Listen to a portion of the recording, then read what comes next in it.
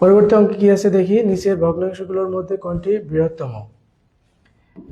আমরা কি করব, আমরা সবগুলোকে ভাগ করে দেখব, দশমিকে কনভার্ট করব। কনভার্ট করলে ইজিলি বোঝা যাবে কোনটা বৃহত্তম।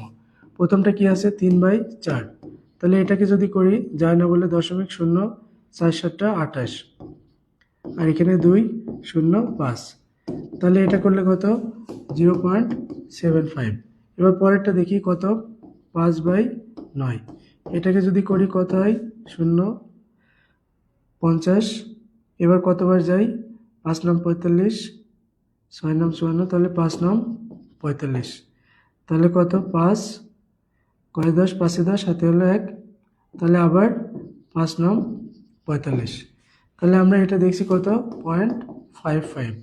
আর 7/12কে যদি করি 7/12 করলে কত হবে দেখি, আমরা জানা বলে দশমিক শূন্য 4 12 48, 5 12 60, তাহলে 5 12 60, আর এখানে 10, আরেকটা শূন্য নিলে কত হয় 8 12 96, 4, তাহলে আমরা 0.58 লিখি, 0.58।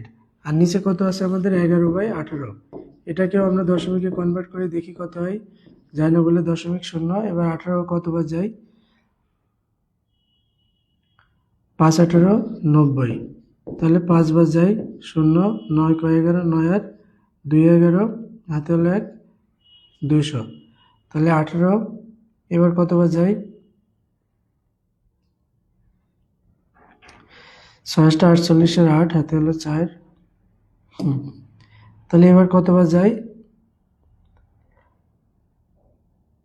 ওকে 0.5 এর পরে কিছু একটা হবে, 0.5 ধরলাম আমরা 59, তাহলে এর মধ্যে সবচেয়ে বড় হচ্ছে কি আমাদের 0.75, এটা হচ্ছে সবচেয়ে বড়, এটা কোনোভাবে কনসিডারে আসে না, তাহলে অ্যান্সার হবে ক নাম্বার।